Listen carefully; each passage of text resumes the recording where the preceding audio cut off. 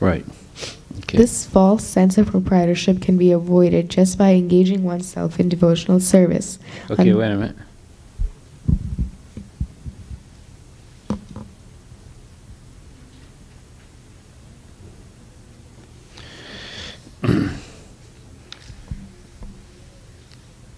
So devotional service can free one from influence of the modes, right? Go ahead. By engaging oneself in devotional service under the guidance of the Lord or his bona fide representative. A conditioned soul may be acting in the mode of goodness, but he is still under the mode of material nature. But he is still under the spell of material nature, which requires him to remain in this material world. Okay, I didn't read that sentence again. I'm not sure what that means. Go ahead. A conditioned soul may be acting in the mode of goodness, but he is still under the spell of material nature, which requires him to remain in this material world. Okay, go ahead. A devotee, however, is completely under the guidance and protection of the Lord. Not only does a devotee have no responsibility, but he will also surely go back to Godhead. Okay, 1 second. So acting in mode of goodness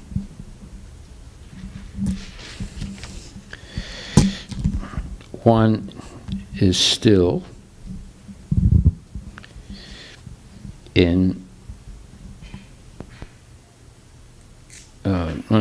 under the influence of material nature. Okay, then after that?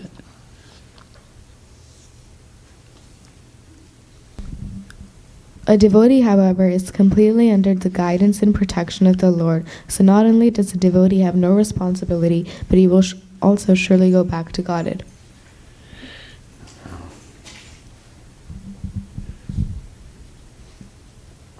Okay, so there's a principle here that we have to name. What is that principle? That is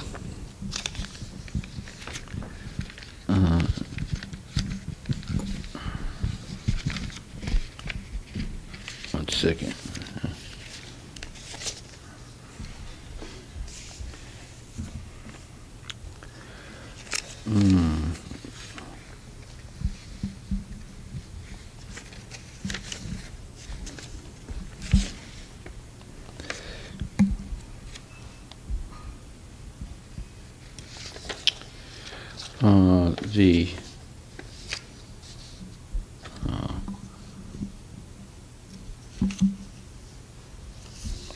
Okay, read that last thing again. A devotee, however, is completely under the guidance. What? Sorry. A devotee, however, is completely under the guidance and protection of the Lord. So not only does the devotee have no responsibility, but he will also surely go back to Godhead. Okay.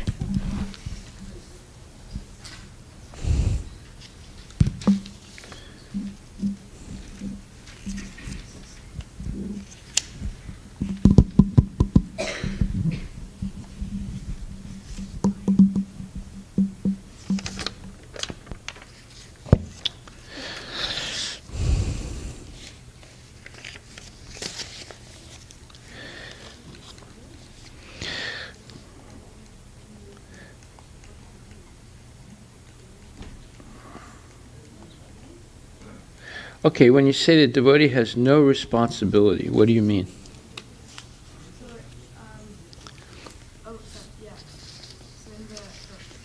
Speak into the microphone. It says that, I believe it's something like, so when a man is doing devotional service, it might not be, what did it say?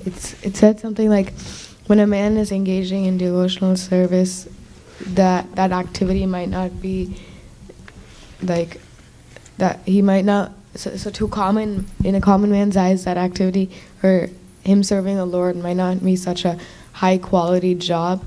And then after that it said the devotee has no responsibility. If you go to Srimad Bhagavatam, verse 20, in Canto 3, chapter 27, verse 2, like in the last line of the purport, that's what it says. Yeah, let's discuss that a little bit more. Let's read directly what it says.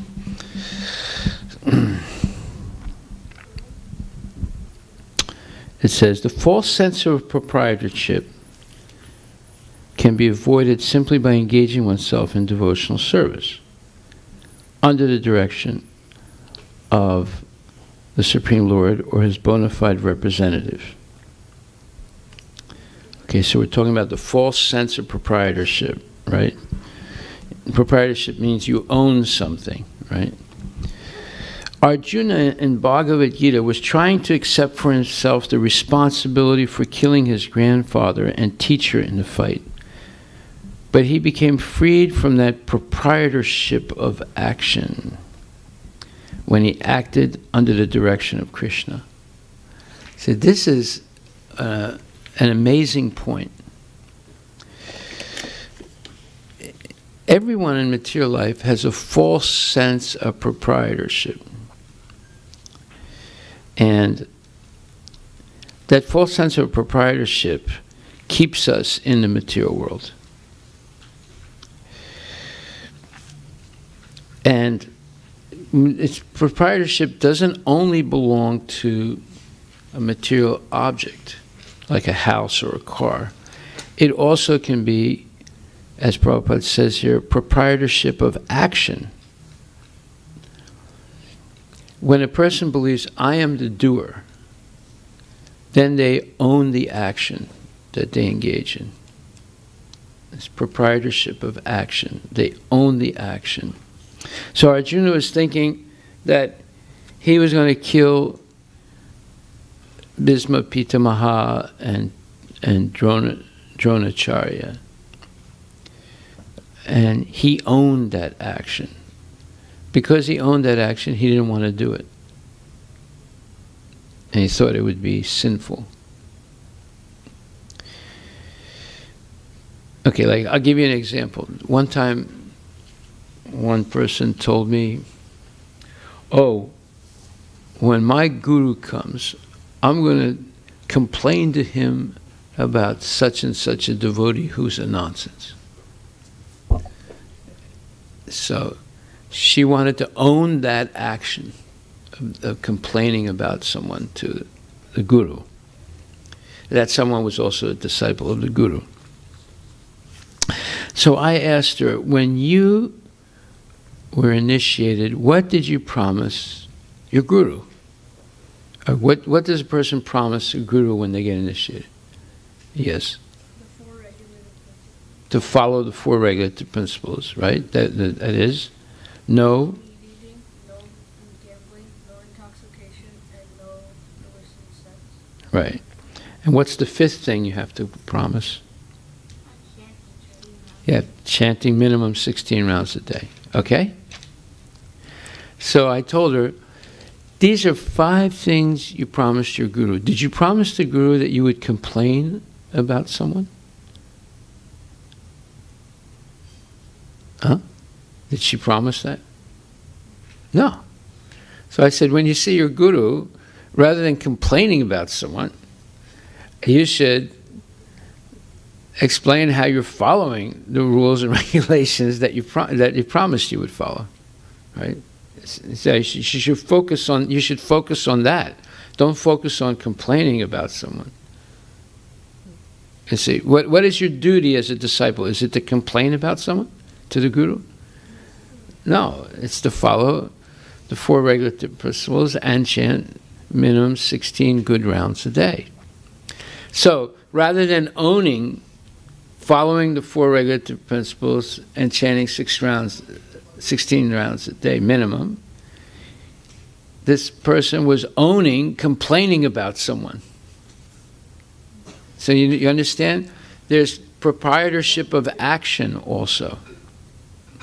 Now, when we accept this initiation, we own following the regulative principles and chanting 16 rounds.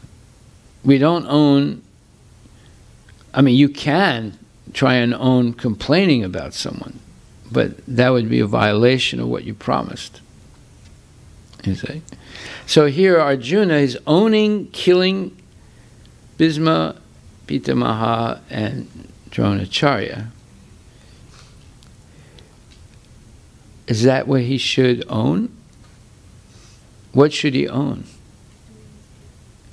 Yes, he should own doing his duty as prescribed by Krishna, his guru. Just like this person owned complaining about someone rather than owning what they promised to do at initiation. You see. So this owner, what's called false proprietorship. It's not only owning cars and houses and suits and ties and dresses. It's also owning action. When you own an action, you think that I am the doer. So let's read this now with that understanding. Arjuna in Bhagavad Gita was trying to accept for himself the responsibility for killing his grandfather and teacher in the fight. But he became freed from that proprietorship of action when he acted under the direction of Krishna. He fought, but he was actually freed from the reactions of fighting, although in the beginning, when he was non-violent, unwilling to fight, the entire responsibility was upon him. That is the difference between liberation and conditioning. So, write this down. The difference between liberation and conditioning.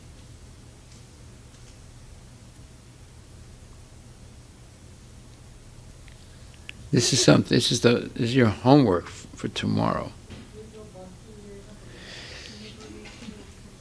And conditioning, yeah. So, there is a verse in Bhagavad Gita that explains this. Let me see where that, yeah. Okay, if you look at Bhagavad Gita, 4th chapter, verse 16 and 17. Oh, I saw a big hole there.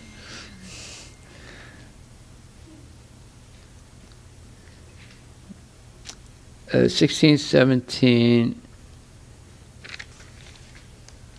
and 18. You have to read these 3 verses in order to answer the question.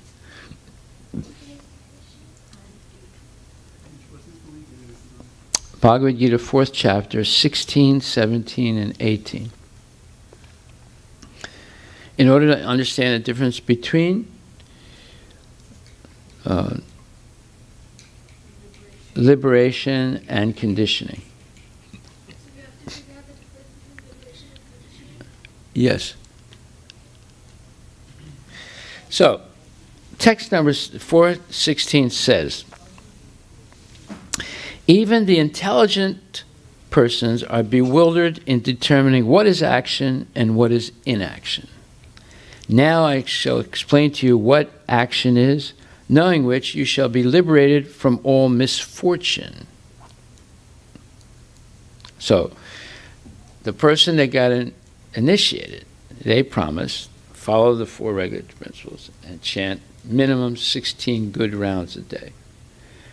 But they, instead of owning that action, they decided to own the action of complaining about someone to the Guru.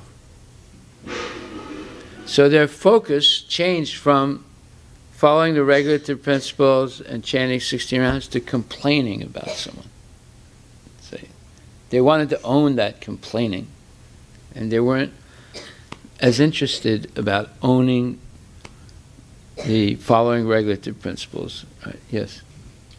Is it like they're owning their duty to complain instead They're making it their duty to complain, instead of making it their duty to follow regulative principles and chant Hare Krishna. Say, so now, yes.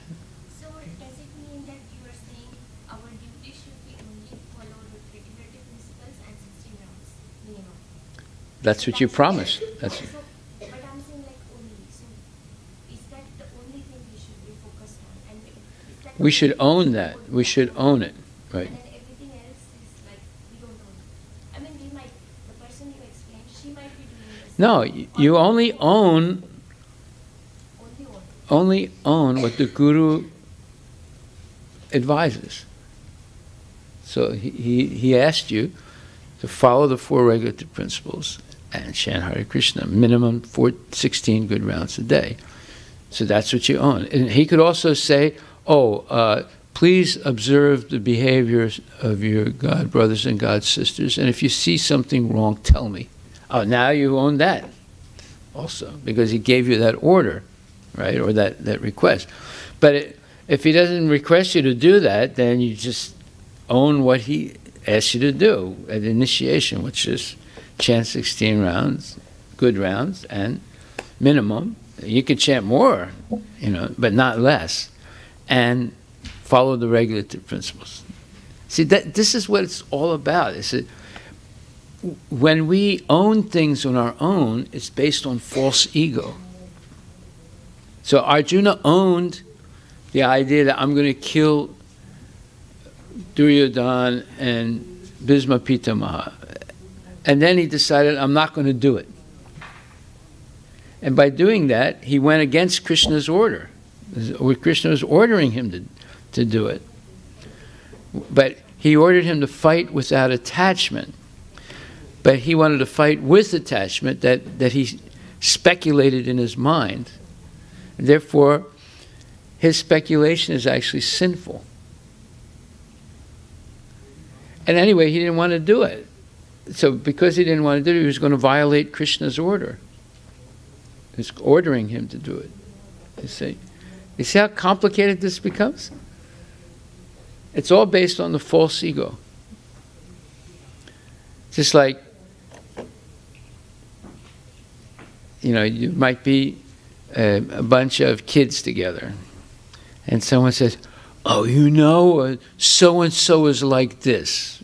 And all the other kids, really?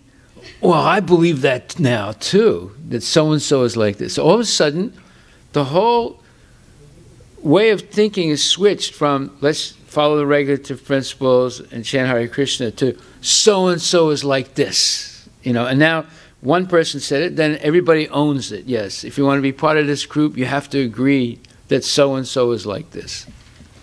And so now they all own this speculation, which is actually sinful. You see how it works? Someone threw up this idea, so-and-so is like this. It's not like us. There's different. So now there's a group of people that have a group think. Actually, it's a group stink, right? And it fouls up your consciousness. It makes your consciousness contaminated by hearing and agreeing with such a thing, right? Because that's not what we're ordered to do by Krishna. If Krishna says, so-and-so is like this, then you say, okay, fine, I agree. But if he didn't say that, he said, you chant 16 rounds, good rounds, and you follow the regulative principles. That's what we should follow. That's what we should own. That's what we should focus on. Everything else, everything else might be there, but we don't own that. This is what we own. So then you become a real person.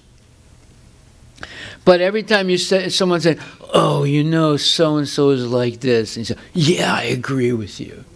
Then all of a sudden you're not a person anymore. Because you believe anything. You just follow any speculation you follow. And you forget what you actually own. That is, follow the regulative principles and chant 16 good rounds a day. You see. Now maybe when you're younger, you're not initiated, so you say, okay, chant 4 rounds a day. But do it every day. Right? So that's what you own. You get what I'm saying? This is really important to understand the difference between liberation and conditioning. A person who's conditioned, they own things that are based on speculation. There's no reality to them. Oh, this person is like this. And you say, oh yeah, I agree. You know, if you want to be part of our group, you have to agree that this person is like this. You know, so, okay. So now you become part of this group. What is that group? It's called the group of deviation. You deviate from Krishna consciousness by being part of that group, believing things that have no bearing at all, no relationship to Krishna consciousness. And it's easy to fall into that trap. You know, people say, oh, you can't be part of our group unless you accept that so-and-so is like this. You know, you say, oh, I want to be part of the group. Okay, I agree. So-and-so is like this. Now, all of a sudden, you deviated from Krishna consciousness. You no longer focus. You don't own what the guru asked you to do. You started owning what this kangaroo asked you to do. You see how easy it is to become diverted from Krishna consciousness? It's very easy. It's by this group think. If you get in the wrong group, you end up thinking, actually stinking. You know, and it contaminates the consciousness. Okay, so now it says, action in Krishna consciousness has to be executed in accord with the examples of previous bona fide devotees. Say. So, the person that tells you, so-and-so is like this, are they a bona fide devotee? No. So, why should we listen to what they say? Right? Action in Krishna consciousness has to be executed in accord with the examples of previous bona fide devotees. This is recommended in the 15th verse. Well, that was the verse before the one we're reading now, 4:16. And 15th verse says, all liberated souls in ancient times acted with this understanding. What's the understanding? That Krishna is the Supreme Personality of Godhead, of my transcendental nature. Therefore, you should perform your duty following in their footsteps. So, who should we follow? The person that says, if you want to be part of a group, then you have to accept that so-and-so is like this. Should we follow that person? No. Who should we follow? We should follow Krishna and the Parampara. Because, therefore, you should perform your duty following in their footsteps. Yes? Only in their footsteps? What if your mom is telling you? Well, why would your mom tell you something like that? Oh no, not like that, but like, do this, do that. Like, Well, okay, let's say there's two types of duties. There's higher duty and lower duty. So, chanting, following four regulative principles, chanting a certain number of rounds every day, that's the higher duty. The lower duty is take the trash out. Put the toilet seat down after you use it, right? Flush the toilet, and so forth. Those are the lower duties, but the higher duty is you must follow the regulative principles and chant a certain number of rounds every day. And good rounds, not watching television.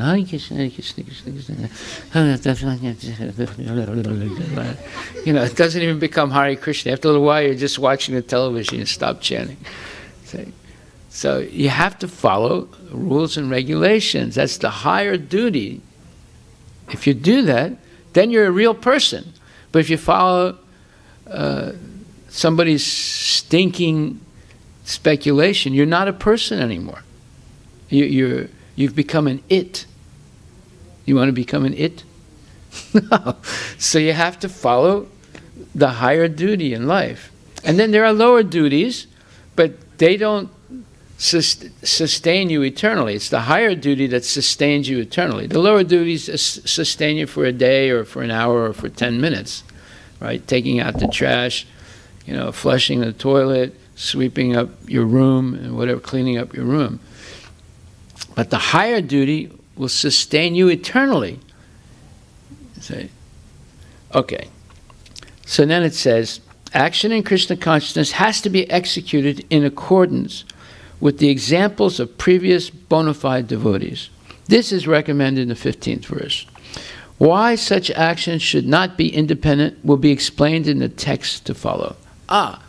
So Arjuna's owning killing Bhisma, Pitama, and Dronacharya was his independent decision. He didn't check it with Krishna. He just made his mind up independently. Okay? And then because he didn't want to really do it, then he made his mind up not to follow Krishna's order. So whenever you act independently, you end up violating Krishna's order. You see. If you understand these things, then you will avoid a lot of trouble in life. Most people, if not all, don't understand this. Therefore, they get into trouble. Right? To act in Krishna consciousness, one has to follow the leadership of authorized persons who are in the line of disciplic succession, as explained in the beginning of this chapter. Now, this is Prabhupada writing here, right? We're not making any of this stuff. So you have to follow the Shiksha and Diksha gurus if you want to be in spiritual life. Yes? What is the disciplic succession again? Disciplic succession begins with Krishna, and then he spoke to Brahma, and Brahma spoke to Narada, and Narada spoke to Vyasa, and it comes all the way down to Lord Chaitanya, and then the 6 Goswamis, and then so forth, comes down to Bhaktivinoda Thakur, and Gaur Kishore Babaji, and then to Bhaktisiddhanta Saraswati Thakur, and then Srila Prabhupada. Now it's come to us. Huh? You got it? Narada. And then Narada taught Vyasa. Okay? He taught a lot of people. Vyasa taught a lot of people. He's teaching us now also because we're reading. Right? If you want to know the disciplic succession here, you open up Bhagavad Gita, and it's on, well, it's my page 34 in Bhagavad Gita. It's called the disciplic succession. Krishna, Brahma, Narada, Vyasa, Madhava, Padmanabha, Nrihari, Madhva, and then Madhava, and then Akshobhya, Jayatirtha, Jnanasindhu, Dayanidhi, Vidyanidhi, Rajendra, Jayadharma, Purushottama, Brahmanyatirtha, Vyasatirtha, Lakshmipati, Madhavendra Puri, Ishwara Puri, Nityananda and Advaita, Lord Chaitanya, Rupa, Swarup and Sanatan, Raghunatha and Jiva, Krishnadas, Narottama, Vishwanatha, Baladeva, Jagannatha, Bhaktivinoda, Gaur Kishora, Bhaktisiddhanta Saraswati Thakur, A.C. Bhaktivedanta Swami Prabhupada. Okay? No, actually, I asked Prabhupada, oh no, Prabhupada was asked, how come there's only 32 people in the disciplic succession? Prabhupada said, they only named the main guys. If they named them all, you'd have to have a book that's bigger than the Srimad Bhagavatam. 18 cantos. He said it'd be longer, the list would be longer than that, even longer than the Srimad Bhagavatam. But these are only the main people who made significant, let's say, significant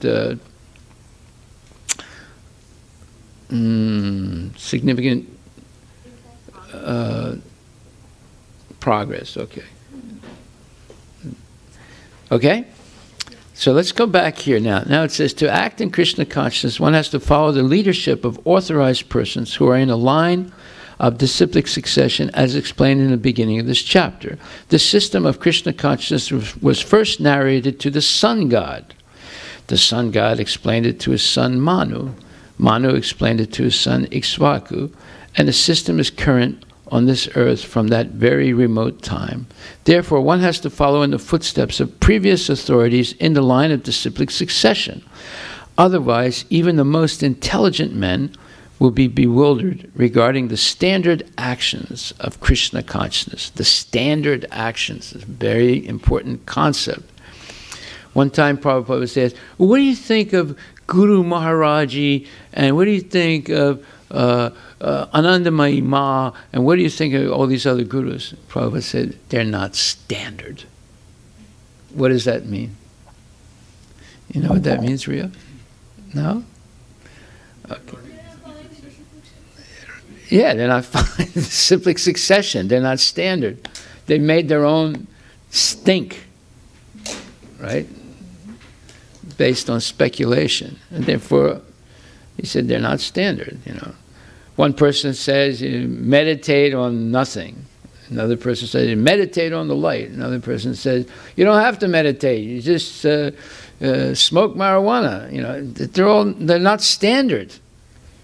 That's not what Krishna told Vyasadeva. It's not what Vyasadeva told Narada. It's not what Narada, you know, that's not what Krishna told Brahma. It's not what Brahma told Narada. It's not what Narada told Vyasadeva, right? And so forth. Otherwise, even the most intelligent men will be bewildered regarding the standard actions of Krishna consciousness. For this reason, the Lord decided to instruct Arjuna in Krishna consciousness directly. Because of the direct instruction of the Lord to Arjuna, anyone who follows in the footsteps of Arjuna is certainly not bewildered. So, this is a decision we have to make in life. Who is our authority? Is it the person that says, if you want to be part of a group, you have to believe that so-and-so is like this? You're going to believe that person? Huh? Or you're going to believe the guru who says you have to follow the regulative principles and chant minimum 16 good rounds a day. So, which instruction are you going to own? The one that's the stinker, or the ones that's the bona fide thinker? Right? Right. Okay. And that's what he's saying here in 4th chapter, 16th verse. It is said that one cannot ascertain the ways of religion simply by imperfect experimental knowledge. Wow, that's a description of all Western philosophers. They all came up with imperfect experimental knowledge. Theories, right? Actually, we call them stinkies. They came up with many stinkies, right? Actually, the principles of religion can only be laid down by the Lord himself. Dharmam tu shakshat bhagavat pranitam. This is Srimad Bhagavatam, 6th canto, 3rd chapter, 19th verse. Only Krishna can explain what religion is. Nobody else has a right to explain. No one can manufacture a religious principle by imperfect speculation. One must follow in the footsteps of great authorities like Brahma, Shiva, Narada, Manu, the Kumaras, Kapila, Prahlada, Bhisma, Sukadeva Goswami, Yamaraja, Janaka, and Bali Maharaj. See, now the list got longer here. None of those names are, well, Narada is, but most of those names are not mentioned in the disciplic succession, you see. But see, actually there's many names in the disciplic succession, but you would have to have a book longer than the Srimad Bhagavatam to read all those names. So this is interesting because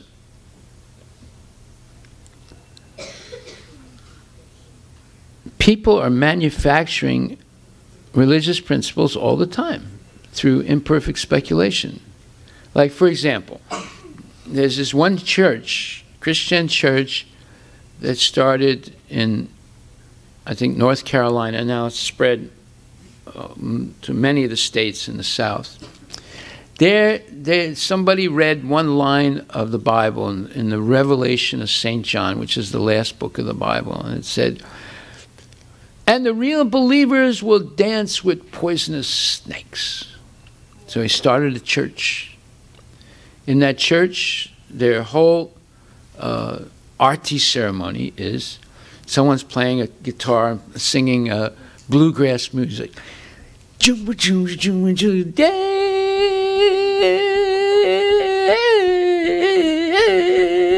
And then people start dancing like this and going around, and the pastor has a desk, and in the desk he's got these poisonous snakes, rattlesnakes. So then the pastor opens the box, right? And people are dancing like this, and they're closing their eyes, and they start dancing around the box. And then someone grabs a snake and starts dancing with the snake. That's their arti.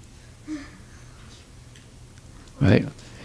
And if the snake bites you, you're not allowed to go to the hospital. Everyone sits around the person and prays by singing. Like that. I'm not kidding you. There's actually there are many churches like that now.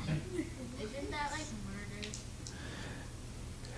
No, because no one forced him to take the snake. He took it himself. Huh? It looks like a suicide. Yeah. Yeah. So that's a church. That's their arti ceremony. Okay. You see how it's all speculation. Don't think it's not true. You can look it up on the internet. You'll find.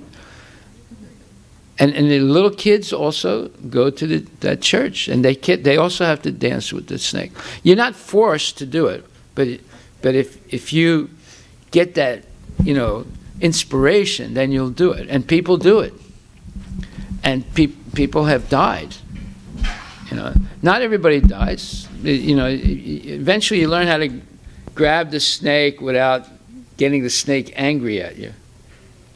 But it might not be in the beginning, So, how would you like to go every Sunday to that church? Would you like to go? No, it's scary, isn't it? And these are real snakes. They catch the snakes, and they have like 5, 6 snakes like that in a box. See, this is complete speculation. There's no reality to it, but the church is popular. Okay, so this is what happens when you don't follow the acharyas, when you don't follow the disciplic succession. Everyone is speculating the new religion. They come up with all these crazy ideas. By mental speculation, one cannot ascertain what is religion or self-realization. Therefore, out of causeless mercy to his devotees, the Lord explains directly to Arjuna what action is and what inaction is. Only action performed in Krishna consciousness can deliver a person from the entanglement of material existence. Now, what does this mean, the entanglement of material existence? Yes, yes. It is creating more karma and then. Yes, yeah. You engage in sinful activities thinking they're not sinful. And it creates more bad karma. Like, for example, someone says, "Hey, Krishna, smoking marijuana is cool. And if you want to be part of our group, you have to smoke a joint." And you say, a joint is a cigarette full of marijuana. So, you say, "Oh, I want to be cool. I want to be part of that group. And my mom told me not to do it. My dad told me not to do it. But I'm not going to listen to what they said. I'm just going to do it." Okay. So now, all of a sudden, you become addicted to smoking marijuana. Then you get arrested because you got caught smoking marijuana with a group of kids that were rowdy, and you got all arrested. And now your mom and dad come to the police station, and they're looking at you, and you're there. I don't want to even see them, And they say, well, they have to get you out of the jail, right? And then you have to go back because there's going to be a court appearance in front of a judge, and they say, why didn't you tell us? Why did you do this? We told you not to do it.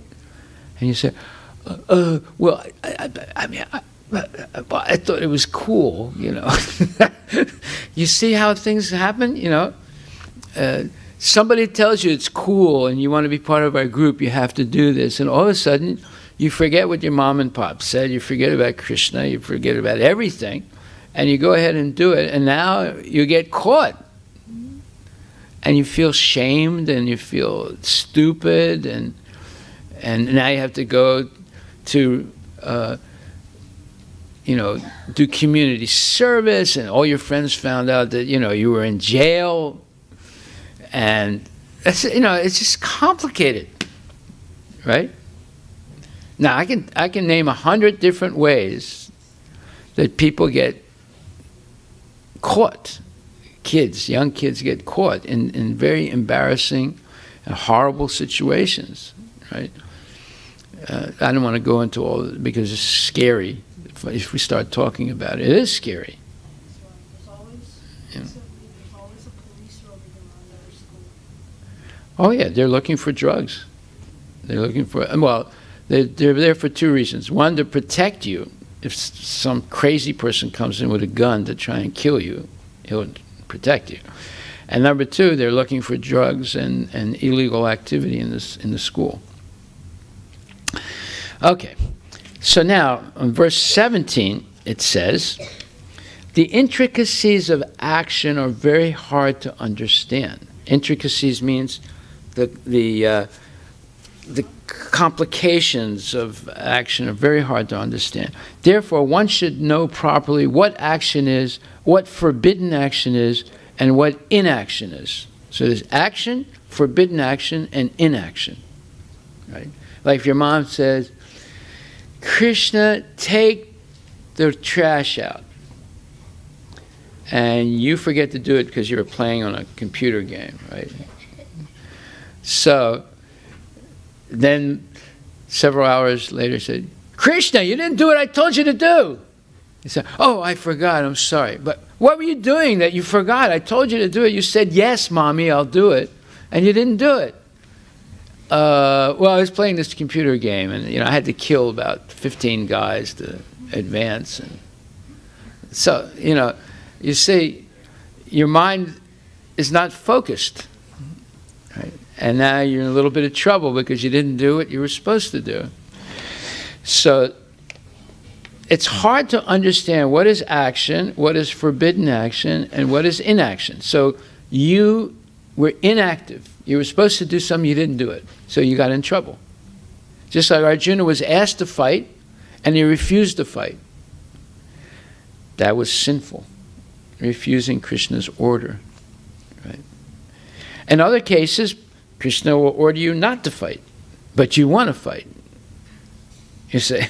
So what's important is following Krishna's order, and that order also comes through the disciplic succession to the guru and gurus, Shiksha and Diksha gurus. So you can avoid a lot of unnecessary trouble by knowing what is action, what is inaction, and what is forbidden actions. If one is serious about liberation from material bondage, one has to understand the distinctions between action, inaction, and unauthorized actions. One has to apply oneself to such an analysis of action, reaction, and perverted actions because it is a very difficult subject matter. It is a very difficult subject matter. To understand Krishna consciousness and action according to its modes, one has to learn one's relationship with the Supreme, with Krishna. One who has learned perfectly knows that every living entity is an eternal servitor of the Lord, and that consequently one has to act in Krishna consciousness. See, this is why we're going to Sankirtan today. Because we know that every living entity is the eternal servant of Krishna. We know that. They don't know it, but we know it. So we're going out to give them a chance to engage in devotional service by eating a burrito or saying Hare Krishna, or getting a book, or dancing with us, right? That's why we're going out. Because 99.9% do not know that they're actually a servant of Krishna eternally. They don't know it. They forgot.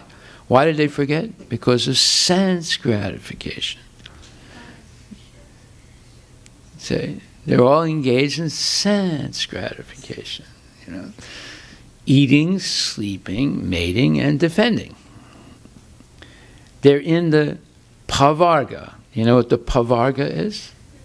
Papa, ba, ba, ma. Right? So, pa means you work hard. And pa means you work so hard that you foam at the mouth, right? Like a donkey, right? And then ba means you get frustrated. And baha means you become afraid of death and or punishment or whatever. And then ma means you die. That's called a pavarga. No, this is, see, in Sanskrit, there are consonants. In English also, there are consonants, right? So in Sanskrit, there what you would call them rhyming or euphonic consonants. So consonant is like B, C, D, not A. A is a vowel, right? B, C, D, F, G. But in Sanskrit, it's much more, let's call it poetic. You have the pavarga. Pavarga means a list of the p and b sounds. So you have p, pa, pa, b, ba, ma. So those are 5 consonants. They are divided into 5 or 6 different layers. Yes. From pronunciation, where you pronounce it. Yeah. So these are what you would call labials. Labials. You make the sound with your lips. Pa, pa, ba, ba, ma. See? But then there's dentals. You make the sound with your teeth. And then there's others you make the sound with your tongue touching the top of your teeth. See? And then there's other things that are like, they're guttural. Like, G. Right? So G is coming out of your throat. Whereas pa comes out of your lips. So you have dentals, labials, gutturals, and so forth. And it's scientific. The alphabet in Sanskrit is scientific.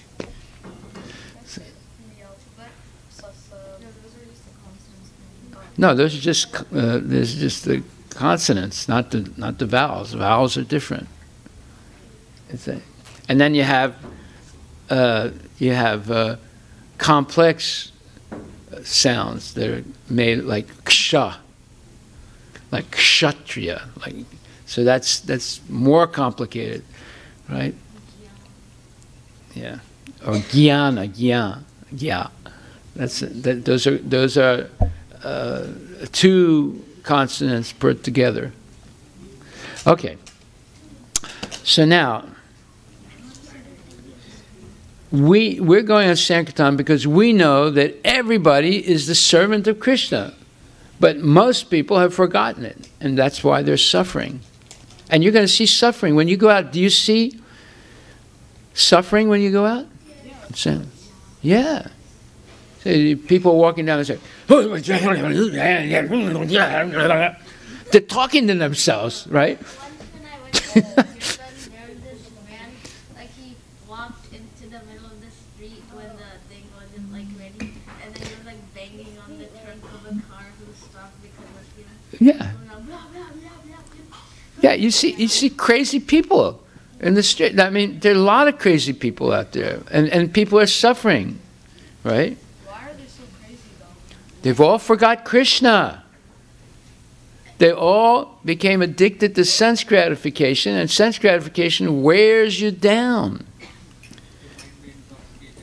They're intoxicated. So many things. I tried to give that guy a cookie before he was like, no, and he was like, Yeah, see? That one chance he has to get purified, and he says no. He could have had some prasadam, and, you know, it would have helped him. And now he said no. That's how crazy people are.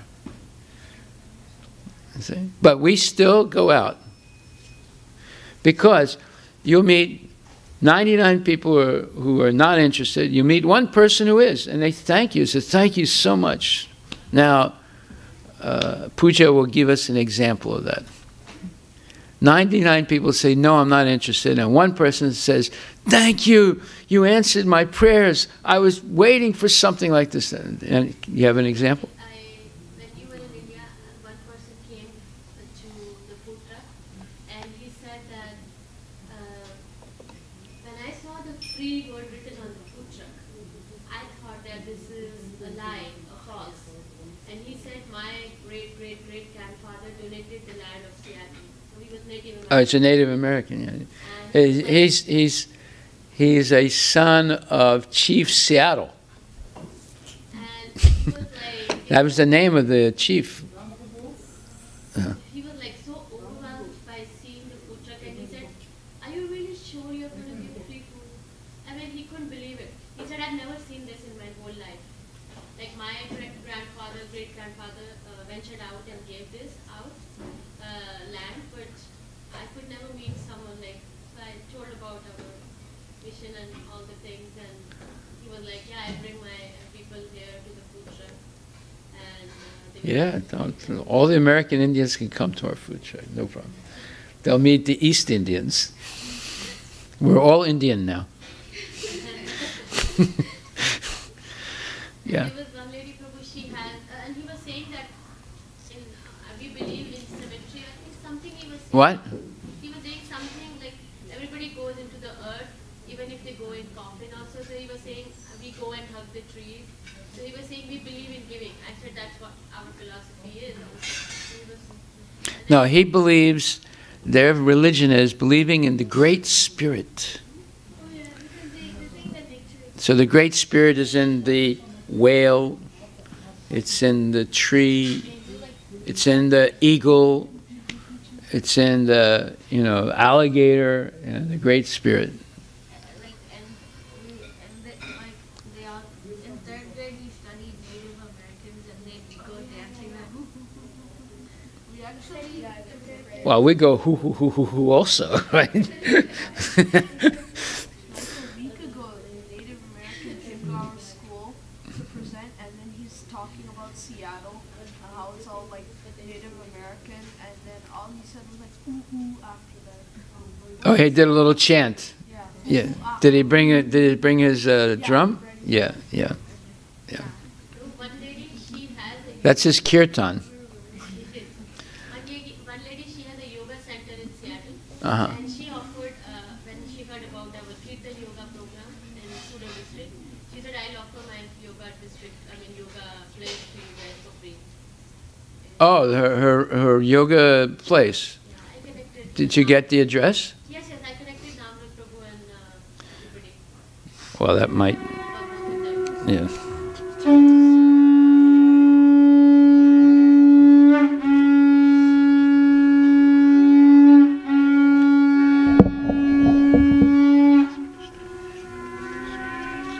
So we'll finish after the class.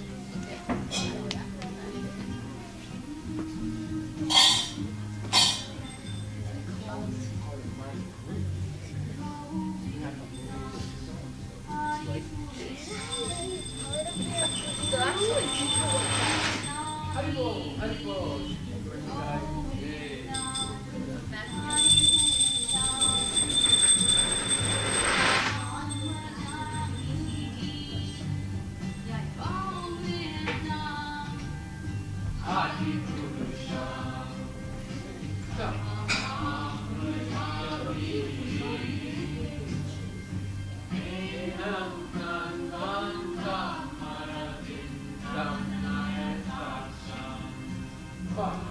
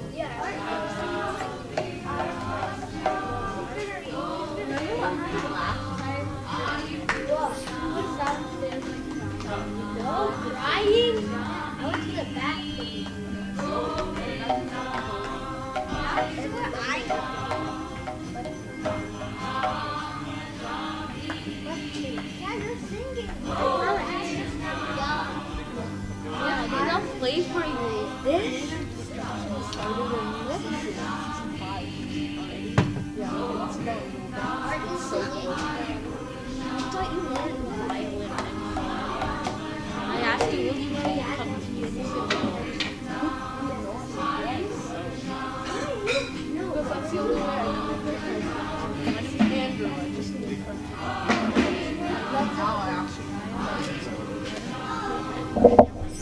The person that tells me to sing has to sing.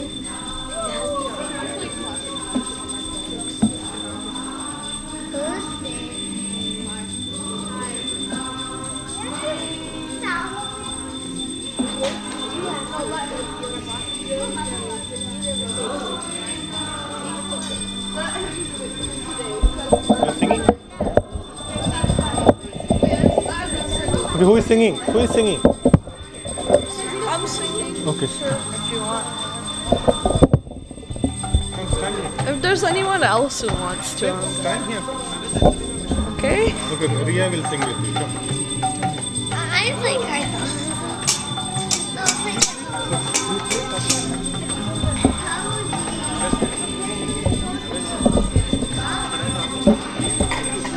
Yeah, gasta khada ho Okay, fine. Both of you. Okay, sure. Okay, you can do the end part because I'm not so sure. Prabhuji, the end part. The ending part. That will tell you. Okay. The last time was only 8 when I sang, so it's okay. Actually? I'm not that. Yeah, and I messed up. I was only 8 years old sing that every time. Okay? It's okay. So Yeah, I like know. now I'm 11, so like I can sing now. Okay. Totally. Calm down. Okay. Now because I came and you came, now everyone came. Everybody's standing here. Everyone, why are you standing here? Yashomati Nandana Bajavara Nagara Gokula Ranjana Kana.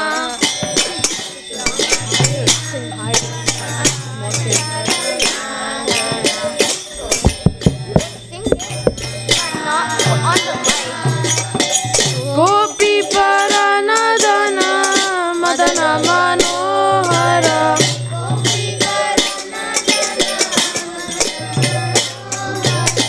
Kaliya Damana Vedana. It's done 2.0. I'll tell you later. Amala Harina Mami Avilasa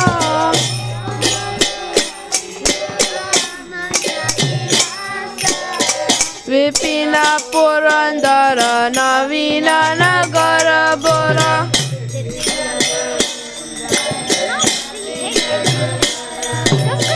Bamsi Badana Suvasa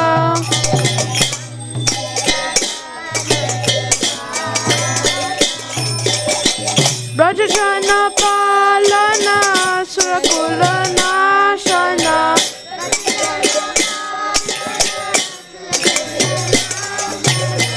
Nanda Godana Rakuwara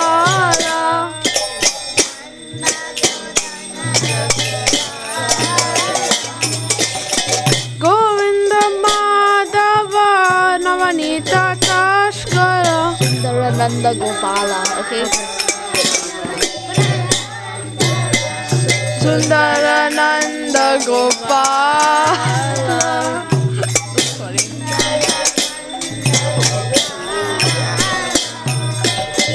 Yamuna Tattara Gopi Vasanara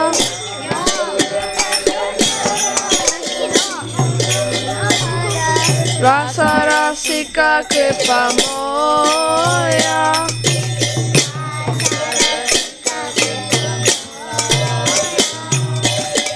Shirada Vallabha Vrindavana Dattavana Bhakti Vinoda Shaya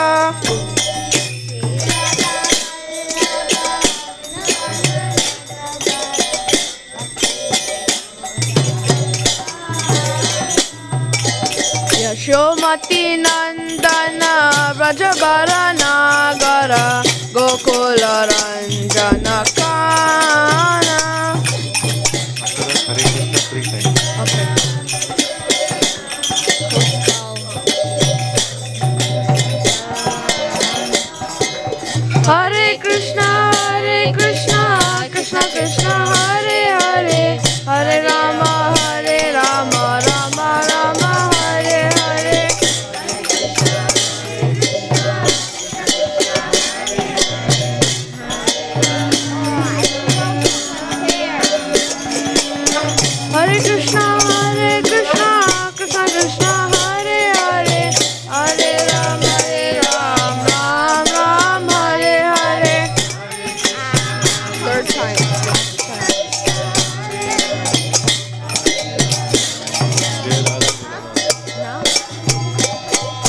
Krishna, Krishna Krishna, Hare Hare, Hare Rama, Rama Rama, Hare Hare.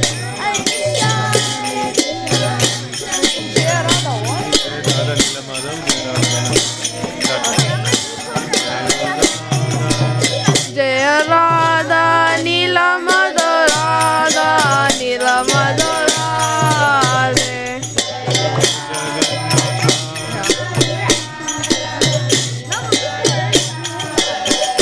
Jaya Jagannatha, Jagannatha, Jagannatha, Jaya Jagannatha.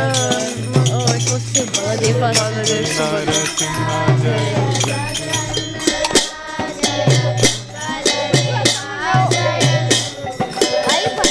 Jaya Lakshmi Narasimha, Jaya Lakshmi Narasimha, Jaya Lakshmi Narasimha, Jaya Lakshmi Narasimha.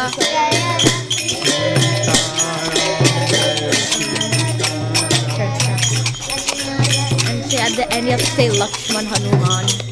Jaya Sita Ram, Sita Ram, Sita Ram, Jaya Lakshman Hanuman.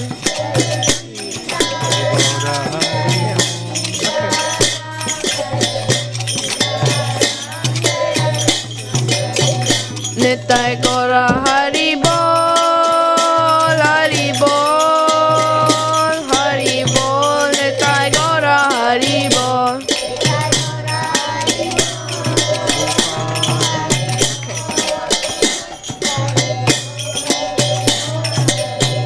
Jaya Jaya Prabhupada, Prabhupada, Prabhupada, Jaya Jaya Prabhupada, Jaya Jaya Prabhupada, Prabhupada, Prabhupada, Jaya Jaya Prabhupada. Wait, is it done? Okay.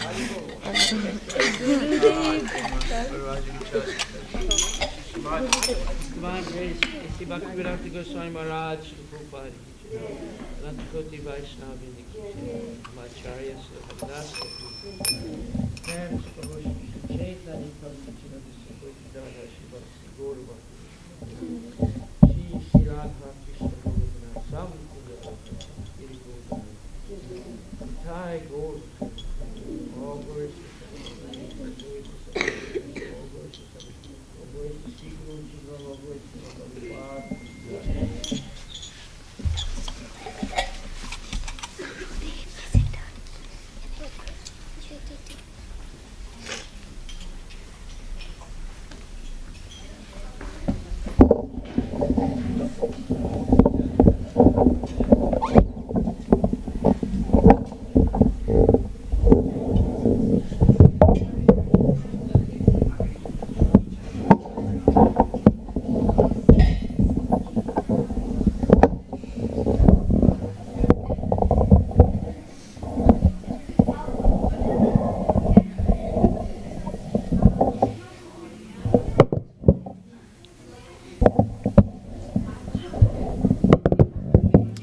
Okay, so it says here, to understand Krishna consciousness and action according to its modes, one has to learn one's relationship with the Supreme, with Krishna. That is, one who has learned perfectly knows that every living entity is an eternal servitor of the Lord, and that consequently one has to act in Krishna consciousness.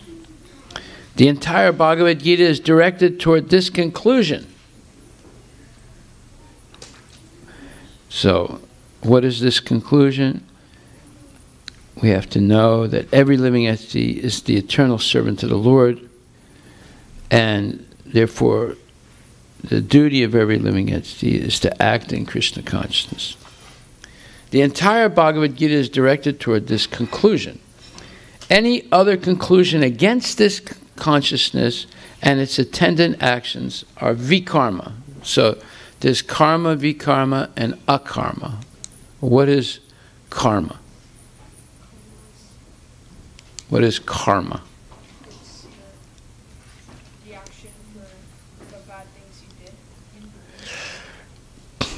Actually, in this context, karma means acting according to the directions in the Vedas, but your purpose is still sense gratification. And then a karma would be giving everything you have to Krishna. Akarma means you act only to please Krishna. Therefore, there's no karmic reaction. And vikarma? Huh? Yeah, sinful actions. Acting against the scriptures. So you have these three things, right? So, to understand all this, one has to associate with authorities in Krishna consciousness and learn the secret from them. This is as good as learning from the Lord directly. Otherwise, even the most intelligent persons will be bewildered. Well, there's so many big, intelligent people in this world, right? And they're all bewildered. They don't know what is karma, what is vikarma, what is akarma. Now, this is the key verse. One who sees inaction in action and action in inaction is intelligent among men, and he is in a transcendental position, although engaged in all sorts of activities. Now, I'm sure nobody understood that. Okay, so I'm going to explain it. One who sees inaction in action, well, that is called karma. Because Arjuna is killing people on the battlefield of Kurukshetra, but he's not getting any karma for it. Why? Because he's doing it for Krishna, not for himself. He's doing it under the order of Krishna. And action and inaction, well, that is vikarma. Why? Because when Arjuna refused to follow Krishna's order, that is actually sinful. So, seeing inaction in action, that is akarma. Arjuna is acting only to please Krishna, following his order how to do it. So, he's not really acting now. He's just following the order of Krishna. Therefore, he's not responsible for the results. But there's action and inaction. That is, Arjuna refuses to follow Krishna's order. Therefore, now he's responsible for whatever happens, and it's actually sinful. It's vikarma. A person acting in Krishna consciousness is naturally free from the bonds of karma. His activities are all performed for Krishna. Therefore, he does not enjoy or suffer any of the effects of work. Consequently, he is intelligent in human society. Why don't you open up to you have Bhagavad Gitas, right? You can follow what I'm saying. If you don't have Bhagavad Gitas, you can get them.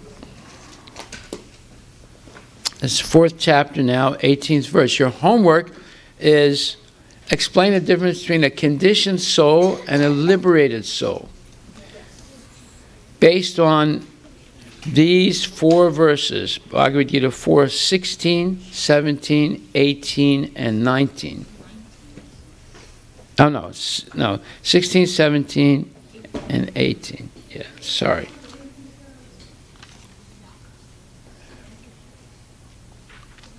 This is your homework, right? So it says, we're reading verse 4:18.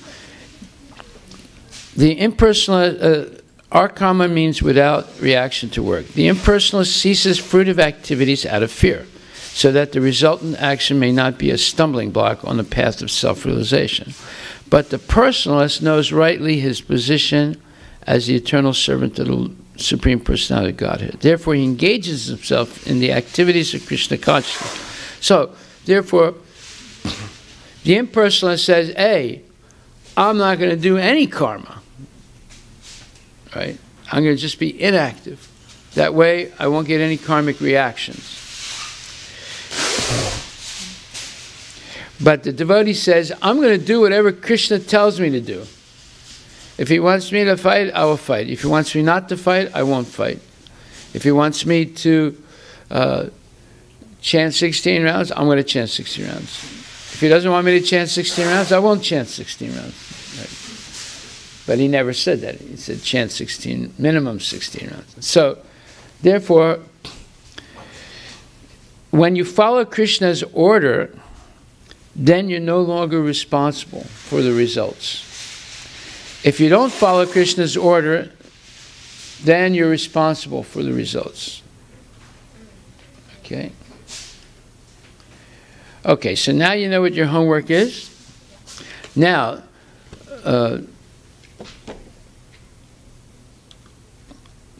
Divya, right? Shivani, yes, Shivani read her homework, and thank you very much for that. Now, who else did the homework from last week?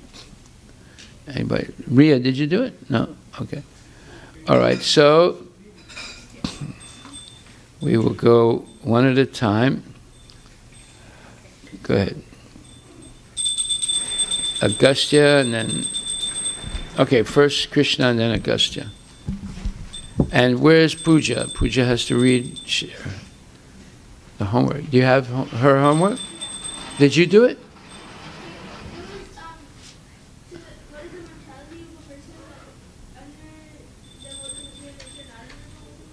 Yeah, that's it. You did? Okay. By the way, Pooja, I read her homework. It was very good. Very, very good. Is this Sanskriti's? No, this is mine. No, I have yours. Okay, so now Krishna is going to read his homework. I did a little bit, but a person in the mentality under the influence of the mode of material nature, all he wants to do is satisfy his material senses through, like, sense gratification, like nonsense. He wants to be the proprietor of things, like, he wants to be like Krishna. What? He came to the material world. Oh, I want to own something. I want to be like, I want to be the owner of something, but they're not. And then devotional service can save that person. And then the mentality of a person under the modes of, like, free of the mode of material nature wants to serve Krishna. Okay. And Agastya. A person under the modes of material nature is self-indulgent, and he claims to be the proprietor of everything because of his false ego, and he identifies himself as the body and is absorbed in material activities. Good. He always tries to control the material, the modes of material nature for his own benefit, but what he doesn't realize is that they control him. And a person free from the modes of material nature is unchanging and... Is what? Unchanging. Unchanging. I mean, he's steady in his duties. Yeah. And he does not claim proprietorship to anything, and he's very humble. Okay. Good. All right. So now Pooja did her homework. We'll hear hers.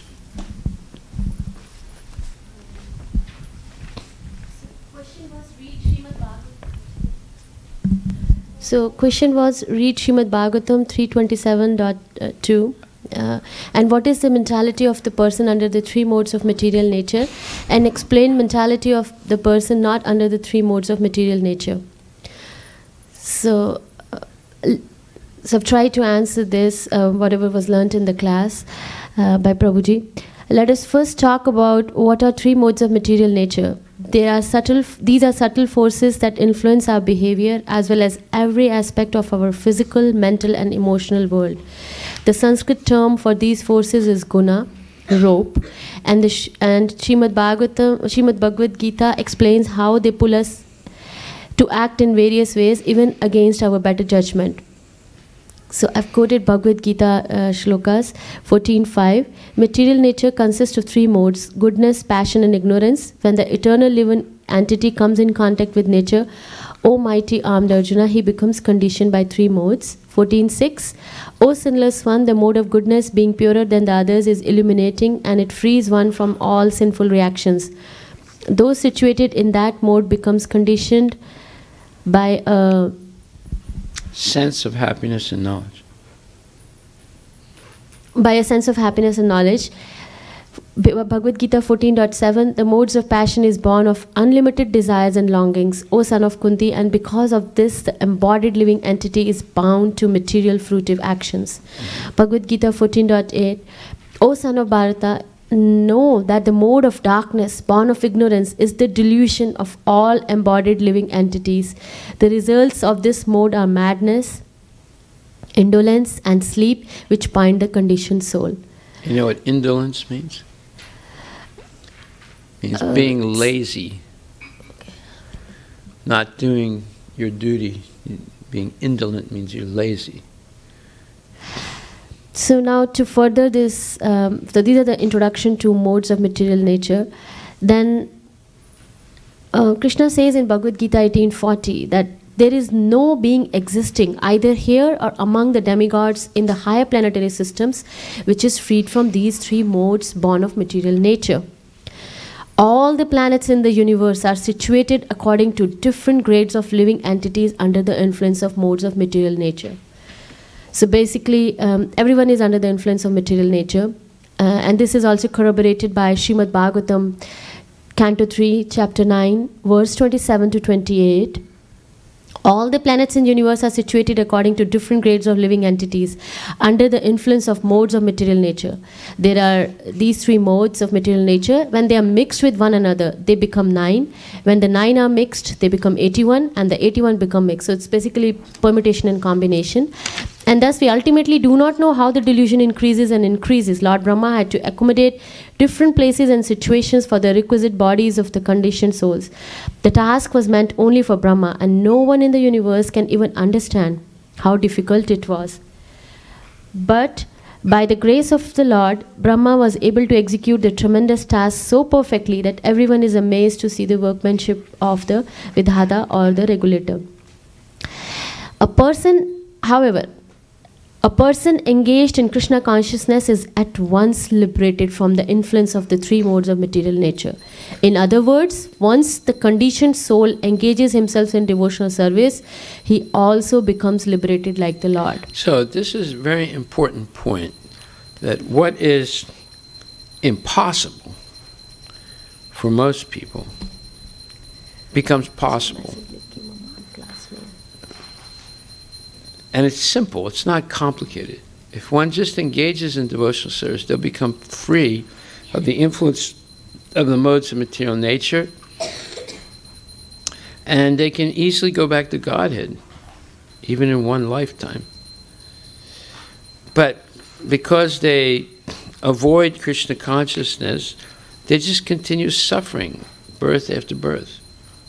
It's a tragedy. So why should we be part of that tragedy? That's the question. Okay, so go ahead. So basically I have divided into two separate, I've tried to compare in a table format, mentality of person not under three modes of material nature and mentality of person under three modes of material nature. A man, so first I'll be talking about persons who are not under the three modes of material nature, and then about who are under the mode of material nature. A man in Krishna consciousness is not controlled by the spell of material modes of nature. BG Bhagavad Gita 14:19. He's aloof from the mode of material nature, just like lotus is aloof from the muddy water. He doesn't think himself to be proprietor of anything and sees as mercy of Guru and Krishna. While... Okay, wait a minute. So why is it that the lotus is not touched by the muddy water? Lotuses grow in muddy water. Well, they have a certain type of film on their leaves and the petals, so that anything that touches it will roll off and not stay, and not sully it or get it dirty. So in the same way, the devotee is not influenced by the modes of material nature because he's always protected by Krishna by being engaged in Krishna's service. Right? So we should understand what a great benefit it is to be engaged in devotional service. We can become liberated from the effect of the conditioning of modes of material nature. And while we're conditioned, we just suffer. Right. Okay, go ahead, finish. While when the soul is under the spell of material nature and false ego, identifying his body as the self, he becomes absorbed in material activities. And by the influence of false ego, he thinks that he is the proprietor of everything. And now you're reading, okay, just read one side. Okay. Well, not under the modes of material nature. Then you'll read the other side. Okay. So second point, he has a spiritual master who guides him in the path of freeing from the mode of material nature. Okay, so first is, because he's engaged in devotional service, he's not controlled by the modes of material nature, and he doesn't think himself proprietor. And he sees this freedom as the mercy of the Lord. Then he has a spiritual master that guides him to become free from the modes of material nature. Okay, go ahead. Then, Krishna conscious person, he accesses the supreme absolute truth and is free from illusion of relativity. Yeah, he's introduced to the supreme absolute truth, Krishna, and he's no longer fooled by the illusion of relativity. Why is that? Well, because he knows there's an absolute spiritual world and there's absolute supreme personality of Godhead. Very few people accept that there's an absolute truth who's a person, and everything that seems relative is not relative in a vacuum like the materialists believe. Everything is relative to Krishna, who is the absolute truth. Okay, go ahead. When the living entity is thus unaffected by the modes of material nature because he is unchanging and he does not claim proprietorship, he remains apart from the reactions of mode, although abiding in a material body, just as the sun remains aloof from its reflection on water. I have to remember this example. What does it mean? The sun remains aloof from its reflection on water. Ria, do you know what that means?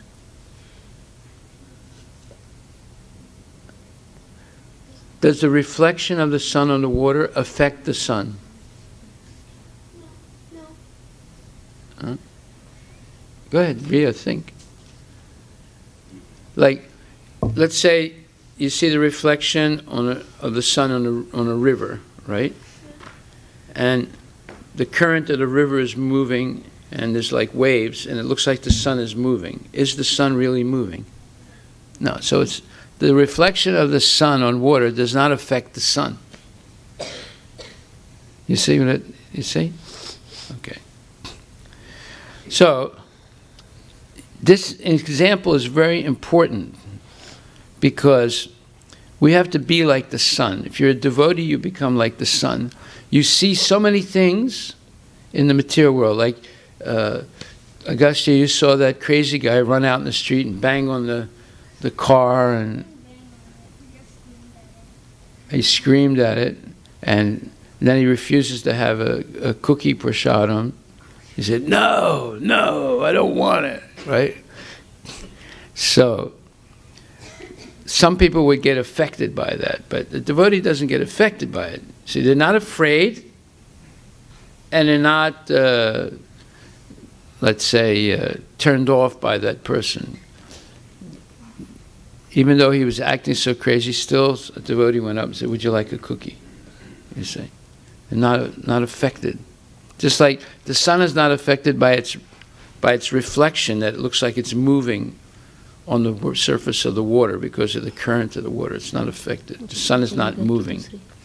They remain unaffected Okay, so go ahead.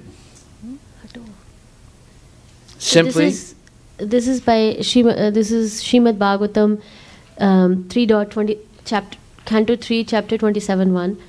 Simply by beginning the discharge of devotional service, one can attain detachment and transcendental knowledge for understanding the science of God. A person who is detached from modes of material nature remains just like the sun reflected on water. When the sun is reflected on water, the movement of water or the coolness of or unsteadiness of the water cannot affect the sun. Similarly, Srimad Bhagavatam 1.2.7 Vasudev Bhagavati Bhakti Yoga Prayojita. When one engages fully in the activities of devotional service, Bhakti Yoga, he becomes just like the sun reflected on the water. Although the devotee appears to be in the material world, actually he is in the transcendental world. As the reflection of sun appears to be on the water but is many millions miles away from the water, so one is engaged in Bhakti Yoga process, is nirguna and unaffected by the qualities of material nature. Okay, so this is really important because people get affected. Like, for example, when Trump won the election and became president, hundreds and thousands, even millions of people in America went into a state of depression. They became depressed because he won. No one could imagine that he was going to win the election, and it was a landslide. Right? Everyone's convinced Hillary Clinton is going to win the election, and Trump won it, and people went into depression. You know, they became depressed. They couldn't eat, they couldn't sleep. You know, they were like, you know, not able to function normally anymore. They couldn't pass stool. They were so upset that this guy won the election, and they're still upset today. They're still having trouble passing stool. Because 2 years later, he's still the president. They were sure that, you know, after the Mueller report came out, he would be thrown out of office. The police would go into the White House, put handcuffs on him, and take him to jail. But to their absolute shock, Mueller says that he's not guilty of collusion and obstruction of justice. They can't believe it. They're going crazy now. No, he's actually very good. That's why they're going crazy. They want the country to fail. So we see that they're affected. But devotees, if they're fully engaged in devotional service, they're not affected by what happens in the world. It doesn't influence their devotional service. They continue to do their service in spite of whatever happened. There could be a war, there could be economic success or whatever. It doesn't affect them. They continue to do their service. They're steady. They're not affected by the modes, goodness, passion, and ignorance. Okay, go ahead. A devotee, however, acts completely under the direction of the Supreme Lord. And Arjuna in Bhagavad Gita was trying to accept for himself the responsibility for killing his grandfather teacher in the fight, but he became free from that proprietorship of action when he acted under the direction of Krishna. He fought, but he was actually freed from the reactions of fighting. Although in the beginning he was non-violent, unwilling to fight, the entire responsibility was upon him. So if we follow Krishna's order strictly, we're no longer responsible for what happens. If we don't follow Krishna's order, we're completely responsible. So like you say, if you follow your parents' instructions, like, you know, you're not responsible for what you do. You simply were following their instructions. But if you don't follow, you're completely responsible.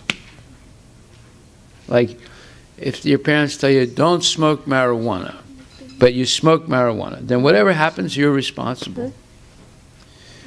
But if you follow and don't smoke marijuana, then you're not responsible because you followed the order. See? When you understand this, you become a real person. And when you're not following the instructions, you're not a person Because you have no baseline values. You have no values. You do whatever feels good. Right? I think I'll feel good if I beat up my brother. Does that sound right? Huh? Should you follow what feels good? No. No. You should follow what the Guru says. Right? What Krishna says and what the Siksha Diksha Guru say. Okay. So finish up. We have to stop now. The Supreme Personality of Godhead said, O son of Pandu, when he does not hate illumination, attachment and delusion when they are present or launch them for when they disappear, who is unwavering and undisturbed through all these reactions of the material nature, remaining neutral and transcendental, knowing that the modes alone are active, and who is situated in self, regards happiness and distress, who looks upon a lump of earth, a stone, and a piece of gold with equal eye, who is equal toward desirable and undesirable, who is steady, situated equally well in praise and blame, honor and dishonor, who treats alike both friend and enemy, and who has renounced all material activity. Such a person is said to have transcended the modes of nature. Okay, so this is the Bhagavad Gita, 14th chapter, 22nd to 25th verse. Write this down. Bhagavad Gita, chapter 14, verses 22 to 25. Chapter 14, verses 22 to 25. So if you read that verse, and there's 3 verses, 4 verses, 22, 23, 24, 4 verses, you will understand the qualities of a person who is free of conditioning, who's transcendental, and the opposite of those qualities are the qualities of a person who is conditioned. You'll understand what are the qualities of a person who's liberated, and you'll understand what are the qualities of a person who's not liberated. Okay? So now you can do your homework. You have verses 14, 22 to 25, and you have Bhagavad Gita chapter 4, verses 16, 17, and 18. Okay? We'll stop right there. Pooja gets an A+. She did really good homework.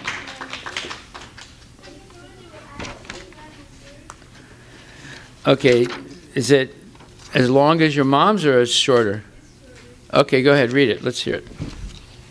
So the question was that, the question was what is the mentality of a person under the mode of material nature and not under the modes of material nature? Fine. Okay, so all embodied souls are under the control of the 3 modes of material. 3 modes are qualities of material nature: goodness, passion, and ignorance. So it's in Bhagavad Gita chapter 14, verses 6 to 9, it says that the mode of goodness, being purer than the others, is illuminating, and it frees one from all sinful reactions. Those situated in that mode develop knowledge, but they become conditioned by the concept of happiness. The mode of passion is born of unlimited desires and longings, and because of this one is bound to material fruitive activities. The mode of ignorance causes the delusion of all living entities. The result of this mode is madness, indolence, and sleep, which bind the conditioned soul. The mode of goodness conditions one to happiness. Passion conditions him to the fruits of action, and ignorance. By the way, the mode of passion is the cause of greed. Okay. People become very greedy when they're living in the mode of passion. Go ahead.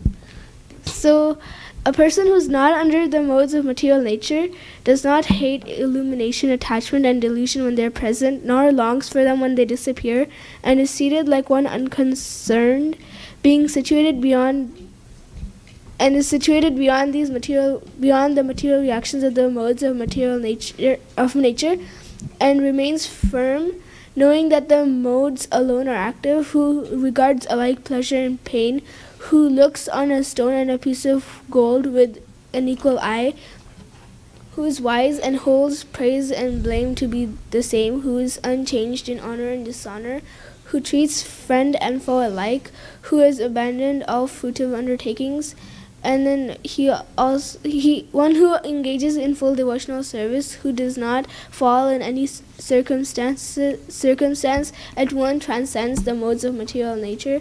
And then a person not under the modes of material nature is also unchanging and does not claim proprietorship and remains apart from reactions of modes, although abiding in a material body, and is guided by a spiritual master, whereas a person influenced by the modes of material nature identifies the body as a self and is absorbed in material activities and thinks that they're the proprietor and is guided by their own personal material ambitions. Very good.